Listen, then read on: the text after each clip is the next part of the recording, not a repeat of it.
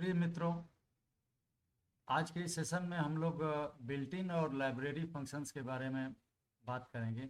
Built in function वो होते हैं जिनको यूज़ करने के लिए हमको जो है किसी पाइथन के मॉड्यूल को इंपोर्ट नहीं करना पड़ता।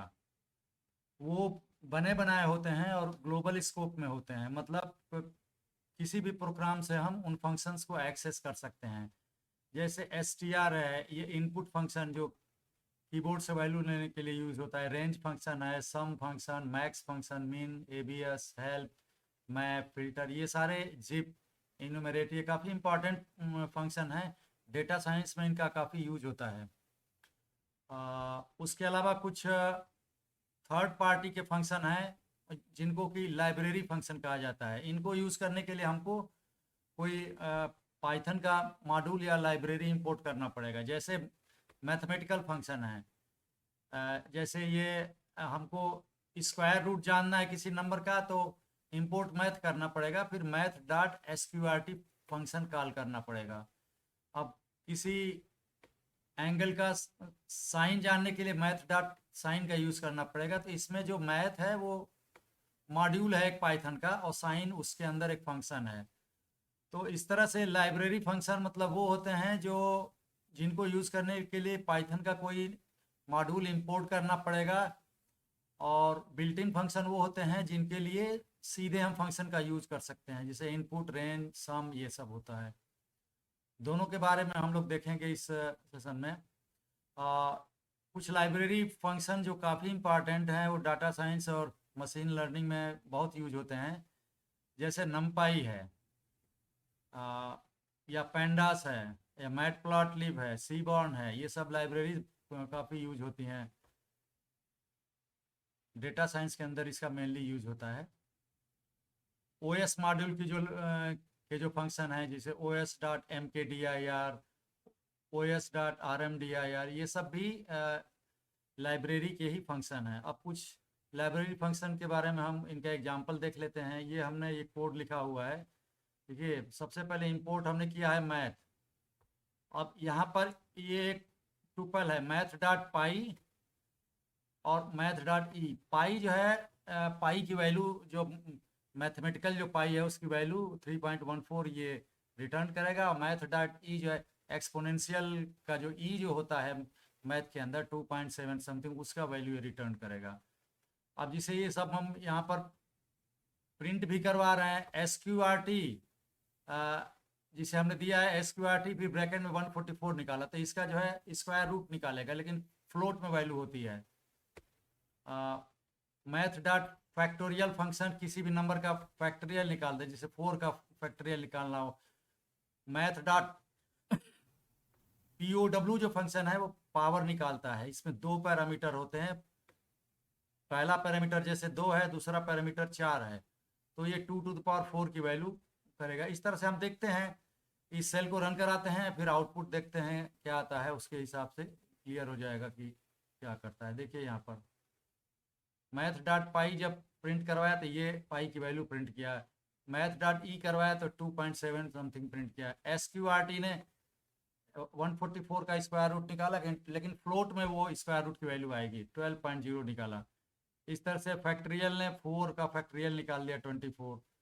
और सील और वो होते हैं सील फंक्शन में अगर 2.56 पास करेंगे तो 2.56 से जस्ट ज़्यादा ऊपर जो इंटीजर है वो मतलब 3 3 ये रिटर्न करेगा।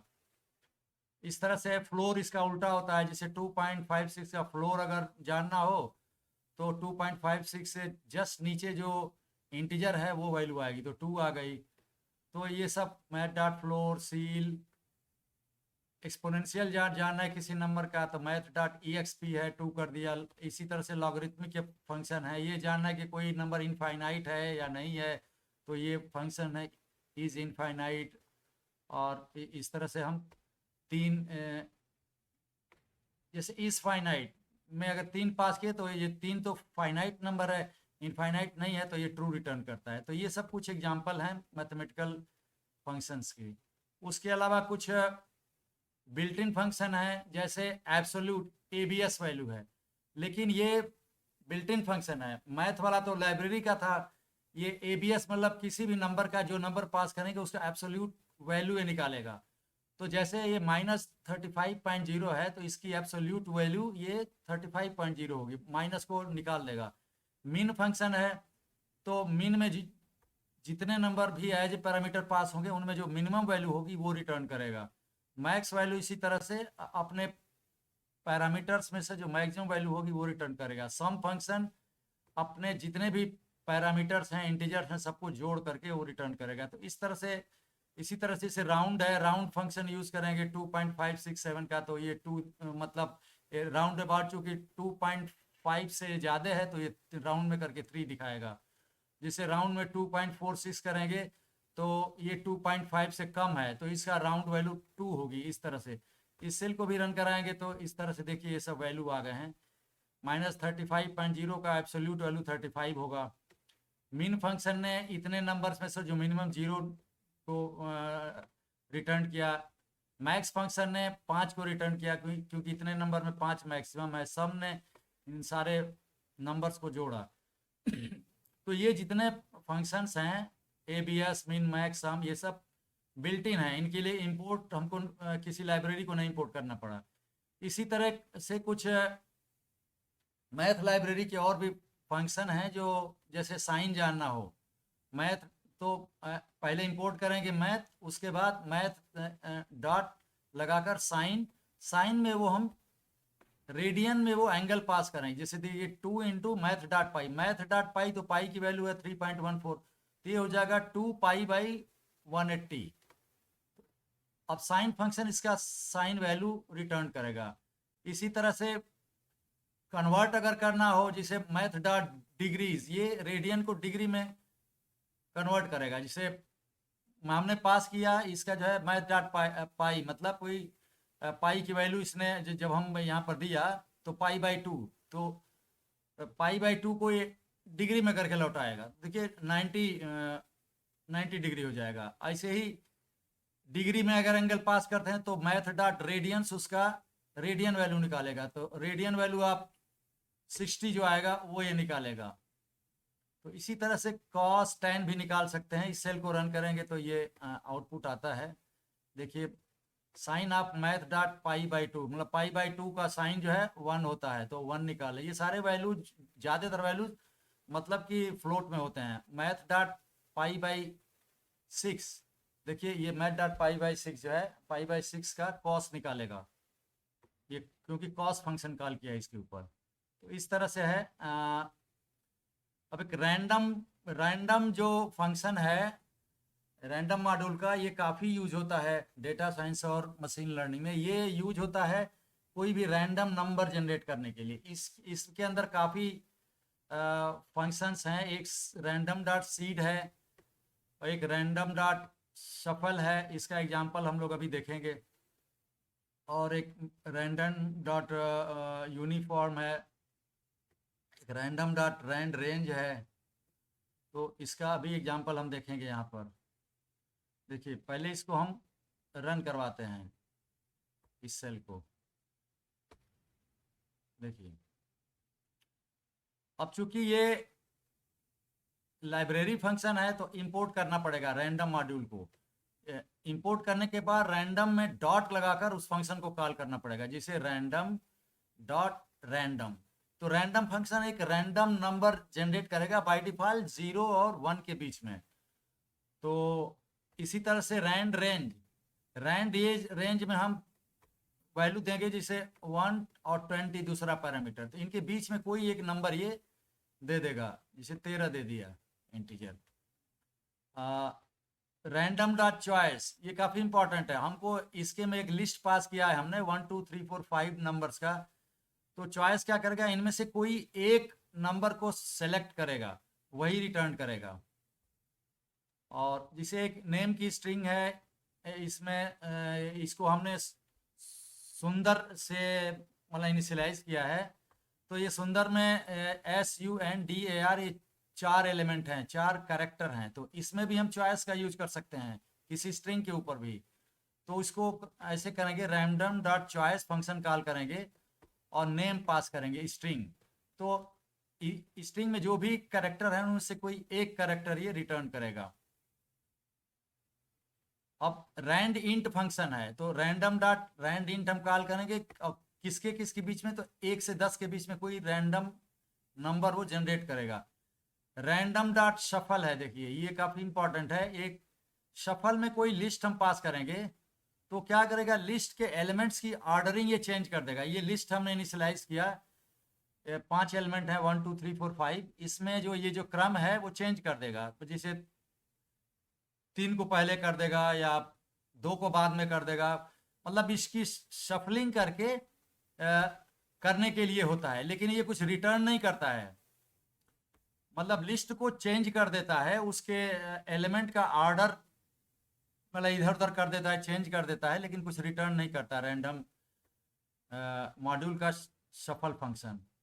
तो शफल केवल नंबर पर ही नहीं काम करता है। जैसे ये सूट हमने इनिशियलाइज किया लिस्ट, इसमें 4 स्ट्रिंग हैं, हर्ट्स, क्लब्स, डायमंड्स और स्पेड्स। अब इसमें रैंडम में डॉट शफल कॉल करेंगे और इसमें ये सूट्स ये लिस्ट ऑफ स्ट्रिंग पास किया, तो इस लिस्ट में से कोई एक ये स्ट्रिंग चुन लेगा। सॉरी, मतलब इनकी ऑर्डरिंग रैंडम ये रीडिस्ट्रीब्यूट कर देगा। जिसे हर्ट्स पहले आया है तो कोई ज़रूरी नहीं कि बाद में भी पहले ही है, बीच में आ सकता है, लास्ट में भी आ सकता है। रैंडम डॉट सीड फंक्शन भी काफ़ी इंपॉर्टेंट है, मशीन लर्निंग में यूज होता है। जब हम चाहते हैं, जब से अपना टेस्ट डाटा जब हम बनाते हैं तो हम चाहते हैं कि टेस्ट डाटा जो है, तो जब भी किसी मॉडल को टेस्ट करें तो हमारे जो टेस्ट के जो डेटा हैं वही रहें, वो चेंज ना करें। तो हम एक random dot seed function call करते हैं, उसमें कोई एक नंबर, आर्बिट्रेरी नंबर 1 2 3, जिसे यहाँ पर 42 पास किया है, ये हम पास कर देंगे। तो ये क्या करेगा कि इसके जस्ट बाद जो स्टेटमेंट है, जिसे मान लीजिए रैंडम डॉट सीट हमने 42 किया, उसके बाद हमने इस रैंडम फंक्शन को कॉल किया रैंडम डॉट रैंडम। अब इसने एक 0 और 1 के बीच एक नंबर ये क्रिएट करेगा। उसके बाद अगर हम फिर से रैंडम डॉट रैंडम कॉल करेंगे तो ये जो है कोई दूसरा नंबर जनरेट करेगा, उसके बाद फिर दूसरा। लेकिन अगली बार अगर फिर हम रैंडम डॉट सीड ही कॉल करें और 42 नंबर ही पास करें, जो हमने यहाँ पर पहली बार पास किया था 42, फिर 42 पास करें, और इसके बाद मतलब इसके तुरंत बाद अगर वही रैंडम डॉट रैंडम कॉल करेंगे तो ये भी फंक्शन कॉल वही नंबर जनरेट करेगा जो यहाँ पर रैंडम डॉट सीट पहली बार किए थे, और इस कॉल में जो वैल्यू इसने रिटर्न किया था। तो कहने का मतलब, जब भी सेम टेस्ट डाटा हमको बार बार जनरेट करना है तो रैंडम डॉट सीड हम कॉल करेंगे और कोई ना कोई नंबर पास करेंगे। वही नंबर जो इसके पहले हमने पास किया था, तो बाद में भी वही नंबर पास करेंगे। तो इसी वजह से ये सेम डाटा जनरेट होता है। रैंडम डॉट यूनिफॉर्म जिसे हमने दिया 3 5 के बीच में कोई भी नंबर ये दे देगा। तो इस तरह से है। अब जैसे चॉइस एक फंक्शन है, चॉइसेस, ये ध्यान दीजिए, चॉइस में तो एक ही आउटपुट करेगा, लेकिन चॉइसेस अगर कॉल कर दिया, यहाँ पर हमने कॉल किया जैसे रैंडम डॉट चॉइसेस, इसमें हमने लिस्ट पास कर दिया, जो हमने माई लिस्ट यहाँ पर बनाया हुआ है, जिसमें एप्पल, बनाना, ऑरेंज 3 एलिमेंट हैं, इस लिस्ट को यहाँ पर पास कर दिया, और हमको इनमें से कई आइटम प्रिंट कराना है, लेकिन हर आइटम का वेट अलग अलग होगा। जैसे हम चाहते हैं कि जो आउटपुट आए उसमें एप्पल कई बार आए और बनाना सबसे कम बार आए, तो हम इसको ये वेट्स इक्वल टू एक लिस्ट पास करेंगे जिसमें 513 अगर हम देते हैं तो 5 चूंकि सबसे पहले है, तो इसका मतलब इस लिस्ट में एप्पल काफ़ी प्रायोरिटी में आएगा, मतलब कई बार आएगी जो ये जनरेट करेगा लिस्ट उसमें। और 1 जो है बीच में है, मतलब इस लिस्ट का बीच वाला आइटम जो बनाना है वो सबसे कम बार आएगा। और के होता है कि कुल कितने आइटम इस लिस्ट में से जनरेट करने, मतलब हमको करना है, तो 8 आइटम हमको जनरेट करना है। तो हमारी लिस्ट हो गई माई लिस्ट। इस लिस्ट में हर आइटम की प्रियॉरिटी हमने लिखा वेट्स इज इक्वल टू एक लिस्ट दे करके और कुल कितने आइटम जनरेट करने हैं ये दे दिया। और इस तरह से जब चॉइसेस फंक्शन कॉल करेंगे तो ये जनरेट करेगा। अब इसका आउटपुट हम ये देखते हैं, देखिए यहाँ पर इसका आउटपुट इसने दिया, ये आउटपुट किया। इस आउटपुट में एप्पल देखिए कई बार आया है, क्योंकि एप्पल की जो प्रियॉरिटी थी 5 थी, एप्पल एप्पल, और ये 5 बार आया है। और बनाना की सबसे लो प्रियॉरिटी थी, तो ये देखिए एक भी बार नहीं आया है बनाना। ऑरेंज की बीच की प्रियॉरिटी थी, 3 थी प्रियॉरिटी, तो ऑरेंज है 2 बार आया है। तो इस तरह से हम लिस्ट के आइटम्स को में से एक नई लिस्ट बना सकते हैं, जिसमें आइटम वाइज हम प्रियॉरिटी डिसाइड कर सकते हैं। और यहाँ पर देखिए चॉइस हमने कॉल किया 1 2 3 4 5 में से केवल एक नंबर कोई एक ले लेगा रैंडमली और उसको ये लौटा देगा। ठीक है, अभी हम रेंज फंक्शन पर आते हैं। रेंज फंक्शन तो पाइथन में बहुत कॉमन होता है और ये यूज़ किया जाता है मतलब कई वैल्यू जनरेट करने के लिए। इसका यूज हम अभी देखेंगे।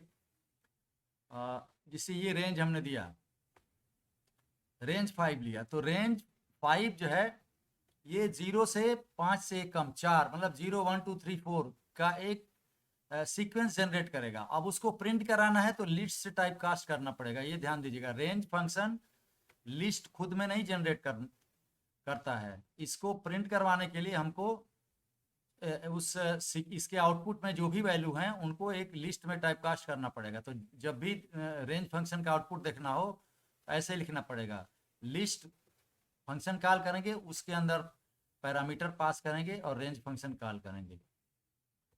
ऐसे ही रेंज 2,5 दिया, तो इसका मतलब कि है पहला जो ये पैरामीटर 2 है, मतलब 2 से शुरू करो और लास्ट वाला पैरामीटर जो 5 है उससे एक कम मतलब 4 तक जाओ, तो 2 3 4 ये 3 नंबर का ये रेंज जनरेट करेगा। उसको लिस्ट कर देंगे तो वो प्रिंट कर देगा।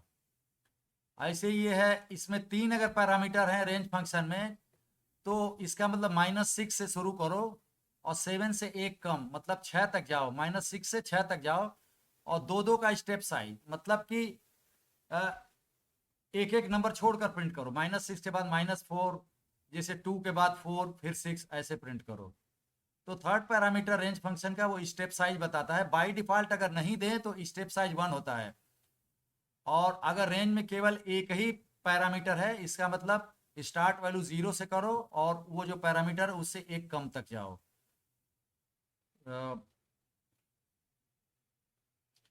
अब इसको अगर हम रन कराते हैं तो देखिए इस सेल को ये हो गया, ये सब रेंज 5 देखिए ये जनरेट किया 0 से 4 तक, ये जनरेट किया। -6 से 7 स्टेप साइज 2 दिया, तो ये एक एक छोड़ करके प्रिंट किया। और -5 से 5 अगर 2 ही अगर पैरामीटर है, मतलब -5 से शुरू करो 5 से कम मतलब 4 तक जाओ, तो देखिए -4 3 और ऐसे 4 तक गया है। स्टेप साइज बाय डिफ़ॉल्ट 1 होता है। तो और रेंज जो है बिल्ट इन फंक्शन है, इसके लिए कोई मॉड्यूल नहीं हमको यूज़ करना पड़ता। अब हम रेंज इसे इसका एक यूज देख लीजिए। एक str है जो रेस्ट है, चार कैरेक्टर की स्ट्रिंग है। यहाँ पर रेंज हमने कॉल किया और लेन str कर दिया, तो लेन फंक्शन इस स्ट्रिंग का लंबाई मतलब नंबर ऑफ कैरेक्टर रिटर्न करेगा। 4 है तो 4 रिटर्न करेगा। रेंज 4 मतलब 0 से 3, 0 1 2 3। हर बार फॉर लूप है तो आई जो है आएगा 0 1 2 3 बार बार आएगा, और str आई मतलब 0 फिर 1 2। तो मतलब कहने का मतलब ये एक एक कैरेक्टर को हम पारी पारी प्रिंट करा रहे हैं इस रेंज फंक्शन का यूज करके। यहाँ पर जिप फंक्शन भी काफ़ी यूज होता है डेटा साइंस में। जिप फंक्शन दो लिस्ट या 2 टुपल हैं, मतलब 2 डेटा स्ट्रक्चर हैं जिनमें कई एलिमेंट हैं, तो उनको आपस में कंबाइन कर देता है, जिप करता है। इसका मतलब कि पहले लिस्ट का पहला आइटम दूसरे लिस्ट के पहले आइटम के साथ होगा, फिर पहले लिस्ट का दूसरा आइटम दूसरे लिस्ट के दूसरे आइटम से के साथ होगा। और ये जो पेयर बनता है वो टुपल के रूप में बनता है।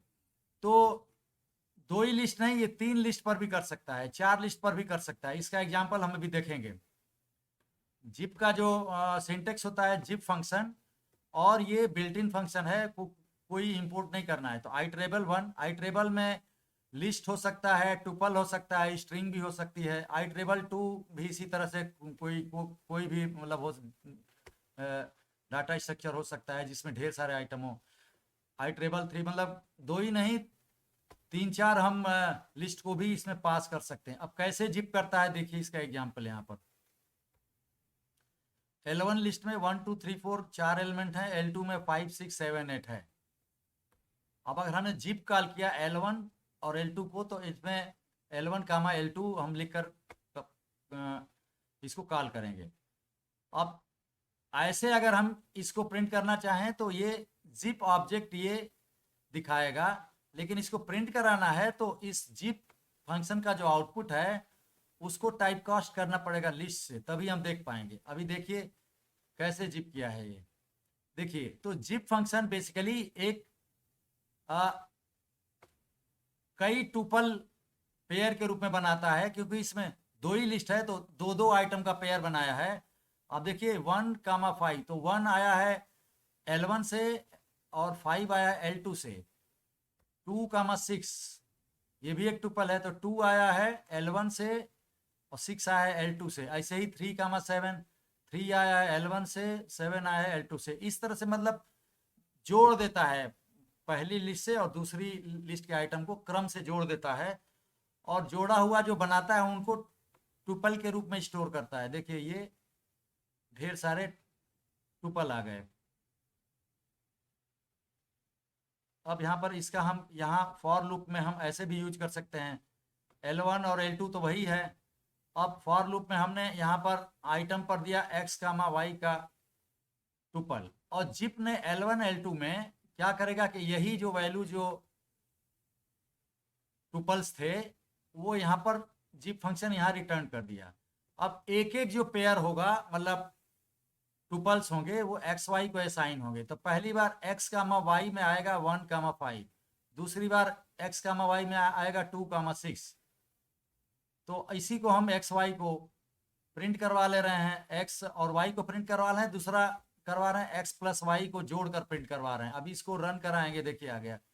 देखिए पहली बार लिस्ट या 1 कामा 5 जोड़ करके 6, 2 कामा 6 जोड़ करके 8, ऐसे जो है।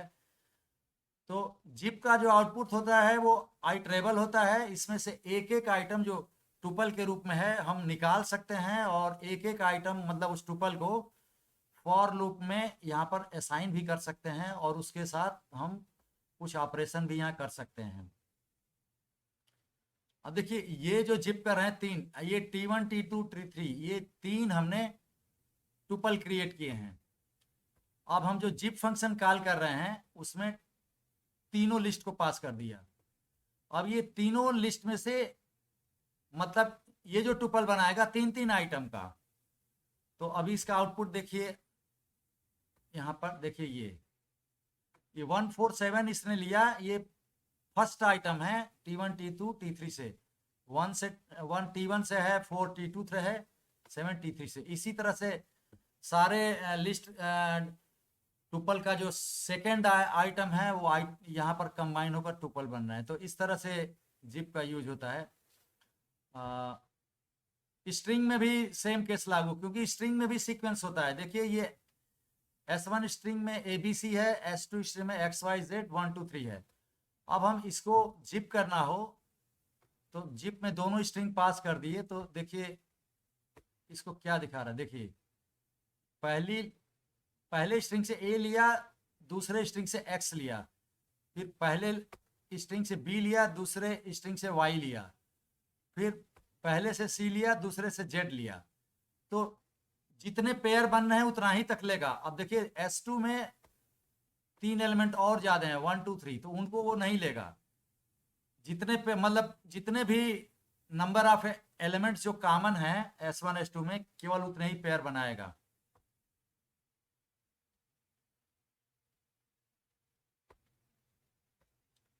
इस तरह से भी हम जैसे एक कीज की एक लिस्ट है, 3 स्ट्रिंग है, वाल्स की लिस्ट है जिसमें 3 नंबर हैं, D2 एक डिक्शनरी है। तो डिक्शनरी हम बना सकते हैं जिप का यूज करके। कैसे होगा देखिए, फॉर लूप में हमने जिप फंक्शन कॉल किया और कीज वाली लिस्ट मतलब स्ट्रिंग्स वाली लिस्ट पहला पैरामीटर है और दूसरा पैरामीटर वाल्स है, नंबर वाली लिस्ट। तो ये जिप करेगा सबको, मतलब बेस्ट के साथ 1 को रखेगा और गुड के साथ 3 को रखेगा, इस तरह से, और टुपल के रूप में रिटर्न करेगा। तो पहली बार पहला जो टुपल आएगा वो k कामा v में हो जाएगा, तो k हो जाएगा बेस्ट और v हो जाएगा 1, इस तरह से बार बार। तो हर बार हम क्या कर रहे हैं, D2 जो शुरू में एम्प्टी डिक्शनरी थी, उस D2 में स्क्वायर ब्रैकेट लगा k पास करें, मतलब ये जो k है, मतलब अभी पहले केस में बेस्ट स्ट्रिंग होगी, मतलब D2 डिक्शनरी का जो k की वैल्यू जो है उसका वैल्यू हम दे रहे हैं v यहाँ पर, मतलब 1 दे रहे हैं। और इसके बाद यहाँ पर D2 को हम प्रिंट करवा दे रहे हैं, तो तीनों पेयर आ जाएंगे, डिक्शनरी एक बन जाएगी। देखिए ये बना है, पहले लिस्ट से का की बना बेस्ट, वैल्यू बना 1, फिर पहले लिस्ट से जो दूसरा आइटम है गुड, वो की बना और वैल्यू बना है दूसरे लिस्ट का दूसरा आइटम। तो इस तरह से हम डिक्शनरी भी बना सकते हैं जिप फंक्शन का यूज करके। ये इसलिए बना है कि जिप फंक्शन टुपल के रूप में वैल्यू रिटर्न करता है और उस टुपल पेयर को हम k कामा v में ले लिए, तो यहाँ पर हम डिक्शनरी के नया की वैल्यू पेयर इस ढंग से हम क्रिएट करते हैं।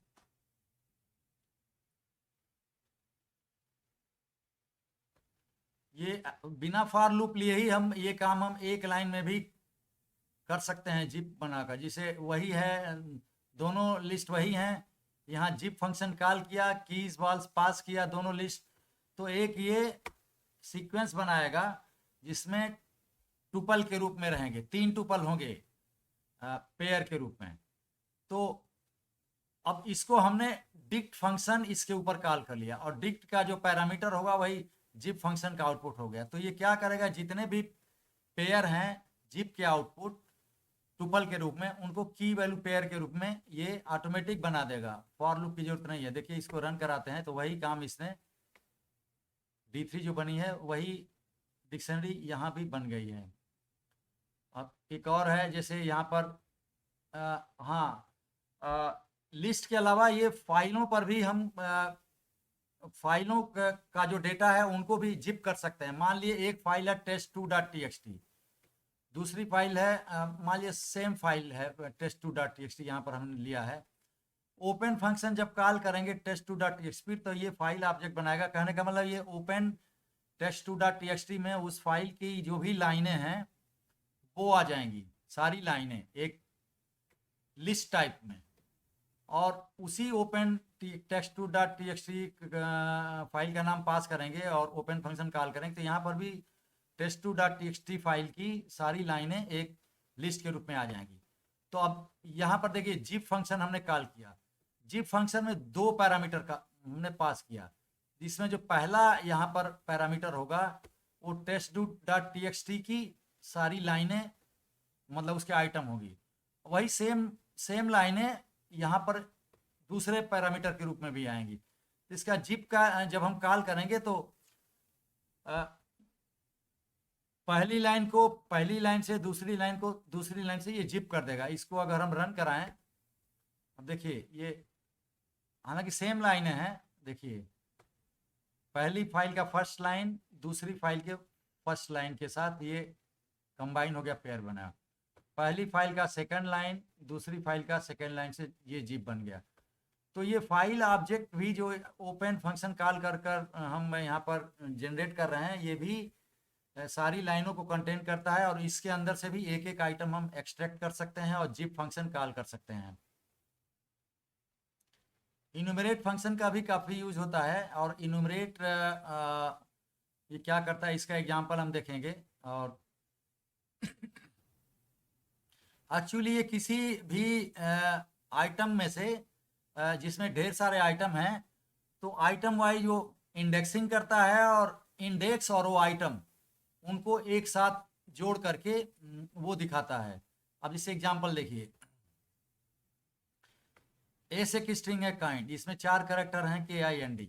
इन्यूमरेट अगर हमने एस इन्यूमरेट किया और ये स्ट्रिंग एस पास किया तो ये एक इन्यूमरेट ऑब्जेक्ट रिटर्न करेगा, लेकिन अगर उसको लिस्ट से टाइप कास्ट कर दिया तो ये दिखा भी देगा। तो मतलब इन्यूमरेट फंक्शन का जो आउटपुट है उसको डायरेक्टली हमको दिखा नहीं सकते, उसको लिस्ट में टाइप कास्ट करना पड़ेगा। अभी देखिए इसने क्या दिखाया है, आउटपुट ये आ गया। देखिए इसने क्या किया है कि स्ट्रिंग में जो काइंड जो 4 कैरेक्टर हैं उन कैरेक्टर को, पहला कैरेक्टर K 0 इंडेक्स पर है, I 1 इंडेक्स पर, N 2 इंडेक्स पर और D जो है 3 इंडेक्स पर। तो अब पहला जो यहाँ पर टुपल आउटपुट किया, इसमें 0 इंडेक्स पर K है तो 0, K का इसने एक बनाया टुपल।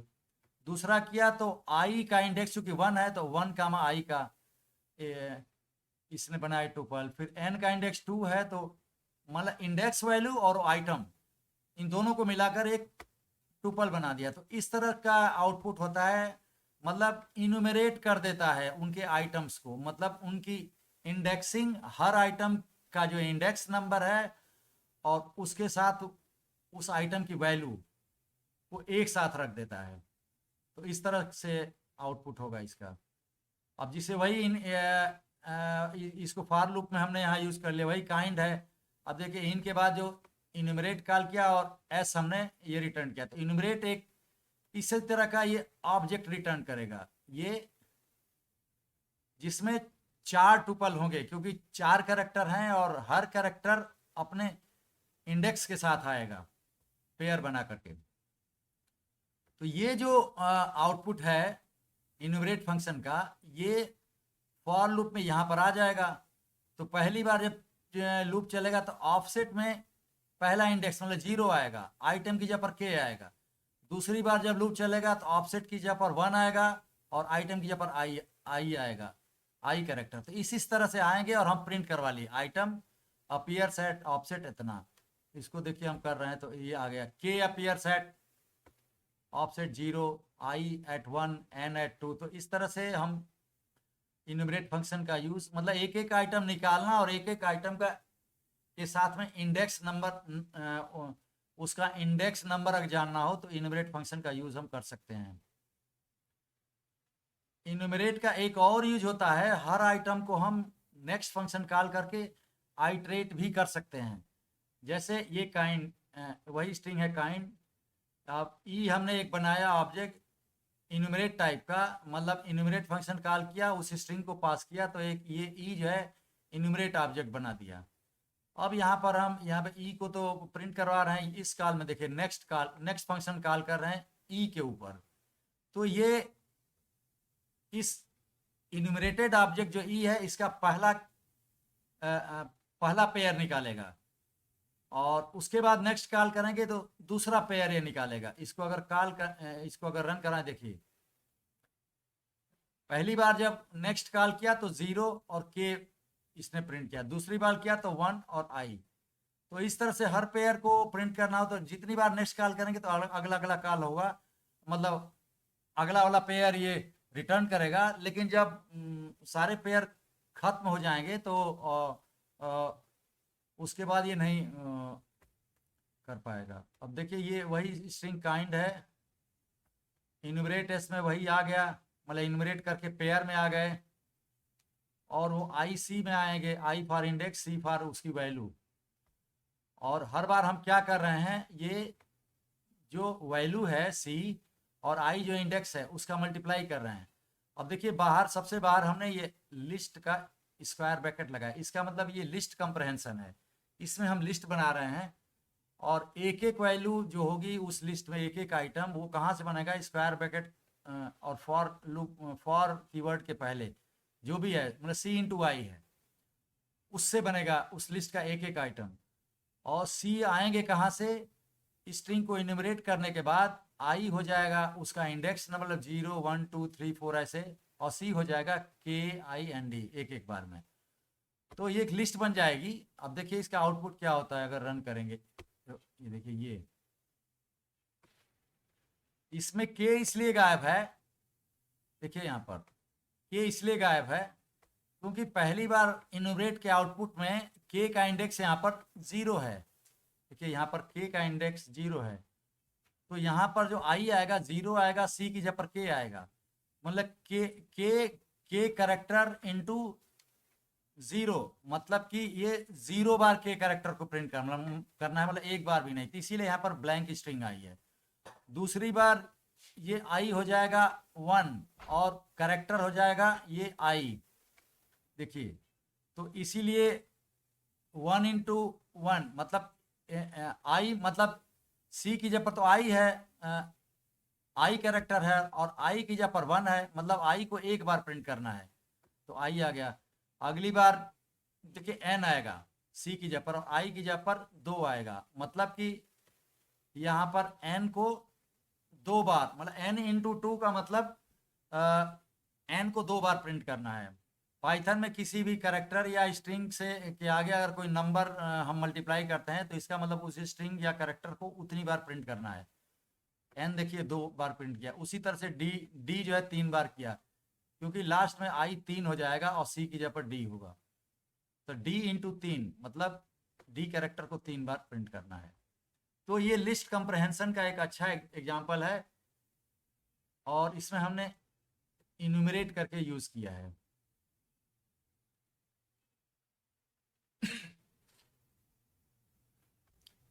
यहाँ पर तो सिंपली इन्यूमरेट किया और फाइल ऑब्जेक्ट मतलब test.txt फाइल से हमने लिया है, और यहाँ देखिए ये जब इन्यूमरेट किया तो फाइल का हर लाइन जो है, जिसे open.txt जब कॉल करेंगे तो यहाँ इस फाइल ऑब्जेक्ट जो यहाँ पर रिटर्न होगा उसमें उस फाइल की सारी लाइनें आ जाएंगी। अब उसके ऊपर इन्यूमरेट फंक्शन अगर कॉल करेंगे सारी लाइनों के ऊपर, तो ये क्या करेगा, हर लाइन का एक इंडेक्स नंबर अलॉट कर देगा। अब ये जो है फॉर लूप में कॉल करेंगे तो पहली बार आई आएगा उस लाइन का इंडेक्स, और लाइन में आएगा वो उस लाइन का जो टेक्स्ट है। दूसरी बार दूसरी लाइन का इंडेक्स, तो पहली लाइन का इंडेक्स तो 0 होगा बाय डिफॉल्ट, दूसरी लाइन का इंडेक्स 1 होगा, तो ऐसे ऐसे करके करता है। और वही प्रिंट भी हम करवा रहे हैं, इंडेक्स वैल्यू और लाइन में जो रखा है, लेकिन आर स्ट्रिप कॉल करने का मतलब वो मतलब ब्लैंक स्पेसेस हम निकाल दे रहे हैं। देखिए क्या है test.txt में, देखिए ये 0 हमने 0 इंडेक्स पर ये पहली लाइन है, 1 इंडेक्स पर दूसरी लाइन है, तो इस तरह से इसने मतलब ये कर दिया है। और test.txt में यही तीनों लाइनें होंगी। देखेंगे अगर test.txt जो है कहीं होगी,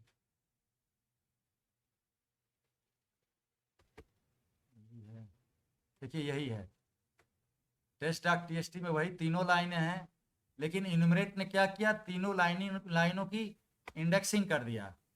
तो इस तरह से फाइल की लाइनों के ऊपर भी हम इंडेक्स कर सकते हैं। ये तो वैसे ही, अब देखिए जैसे ऊपर हमने लिस्ट बनाया था, तो ये डिक्शनरी का कंप्रहेंशन है, मतलब हम फॉर लूप का यूज करके एक डिक्शनरी बना रहे हैं, और करली ब्रेसेस से डिक्शनरी स्टार्ट होती है और करली ब्रेसेस से खत्म होती है। उसके बीच में की वैल्यू पेयर हम रखते हैं, और एक की वैल्यू पेयर कॉलन से सेपरेट रहता है। तो जो एलिमेंट होगा ये स्टार्टिंग जो करली ब्रेसेस फॉर के बीच में ये आएगा, इसमें आई कॉलन लाइन है, आई में क्या आएगा, इंडेक्स, और लाइन में वो लाइन आएगी। और इंडेक्स और लाइन कहाँ से आएगी, ये इन्यूमरेट फंक्शन कॉल कर रहे हैं और ओपन कर रहे हैं फाइल test2.txt, तो सारी लाइनें यहाँ आ जाएंगी, ये इन्यूमरेट उसको इंडेक्सिंग कर देगा, और हर बार वो यहाँ पर आई में आएगा इंडेक्स, और वो उस लाइन का जो टेक्स्ट है वो लाइन में आएगा, और यहाँ पर जो वो इंडेक्स और वो लाइन का टेक्स्ट की वैल्यू पेयर बन जाएंगे। तो इसको भी अगर रन करें तो इसको देखिए जो बन रहा है ना, देखिए 0 इंडेक्स पर फर्स्ट लाइन, 1 इंडेक्स पर सेकेंड लाइन। अब test2.txt फाइल से लिया है, तो test2.txt भी वही देखिए test2.txt में ये 2 लाइनें हैं, फर्स्ट और सेकेंड लाइन, तो इसको भी इन्यूमरेट करके, लेकिन इसने डिक्शनरी बनाया इस बार।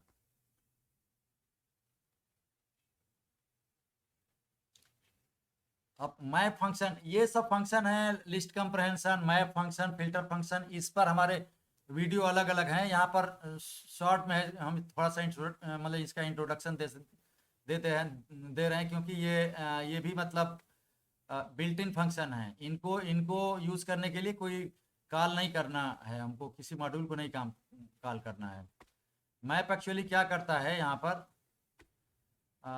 एक फंक्शन हमने ये बनाया स्क्वायर नाम से, एक्स पास होगा तो ये रिटर्न करेगा एक्स इंटू एक्स, मतलब एक्स का स्क्वायर। नंबर्स की एक लिस्ट है 1 2 3 4 5। अब यहाँ हम मैप फंक्शन कॉल कर, मैप में पहला पैरामीटर होता है कोई फंक्शन का नाम। तो जैसे स्क्वायर हमने फंक्शन बनाया तो स्क्वायर नाम दे दिया। अब स्क्वायर फंक्शन ऐसे काम करेगा कि जो भी पास करेंगे एक्स उसका स्क्वायर करके रिटर्न करेगा। तो मैप का जो पहला पैरामीटर स्क्वायर है, दूसरा पैरामीटर कोई लिस्ट या टुपल कोई भी चीज होती है जिसमें कई एलिमेंट हो, तो नंबर्स वाली लिस्ट पास होगी। तो ये क्या करेगा मैप फंक्शन की लिस्ट के एक एक आइटम के ऊपर वो जो है इस स्क्वायर फंक्शन में पास करेगा, और स्क्वायर फंक्शन का जो रिटर्न वैल्यू आएगी उसको स्टोर करेगा। तो कई आइटम, नंबर्स में 5 आइटम है, तो हर बार एक एक आइटम को वो पास करेगा स्क्वायर फंक्शन में, और जो रिटर्न आएगा वो रखेगा। तो यहाँ पर जो मैप का आउटपुट होगा उसमें ये जो 5 नंबर हैं तीनों का स्क्वायर स्टोर हो जाएगा। तो इसको हमने असाइन कर दिया स्क्वायर्ड नंबर नाम से। अगर प्रिंट करेंगे स्क्वायर्ड नंबर्स, देखिए ऐसे ही अगर प्रिंट करेंगे तो प्रिंट नहीं करेगा, इसको लिस्ट में बनाना पड़ेगा स्क्वायर्ड करके जो नंबर है। इसीलिए स्क्वायर्ड नंबर जो रिटर्न किया है मैप फंक्शन ने, उसको हमने लिस्ट से टाइप कास्ट किया है तब प्रिंट किया है। देखिए यहाँ पर अगर रन कराएंगे तो देखिए ये 1 2 3 4 5 था, ये ओरिजिनल नंबर्स की लिस्ट में। अब मैप फंक्शन ने इसको हर आइटम का स्क्वायर करके ये हमको रिटर्न किया। तो मैप फंक्शन बेसिकली कॉल होता है जब किसी लिस्ट या किसी भी डाटा स्ट्रक्चर के एक एक आइटम को हम मैनिपुलेट करना है किसी फंक्शन के जरिए, तो इस तरह से यूज होता है। इसी तरह से जैसे स्क्वायर किया था, ये एडिशन वाला भी फंक्शन हमने बनाया, दो जो भी आइटम है उसमें उसी को जोड़ देगा। और मैप फंक्शन में वही एडिशन कॉल किया, वही नंबर्स पास किया, तो इसको भी आउटपुट ये सिंपली जोड़ देगा सारे आइटम को। देखिए 1 में 1 जोड़ा 2 हुआ, 2 में 2 जोड़ा 4 हुआ, ऐसे वही रिटर्न करेगा। इसमें हम मैप फंक्शन में जब कोई भी फंक्शन हम पास कर सकते हैं, तो लैम्डा भी एक बिल्ट इन फंक्शन होता है पाइथन का।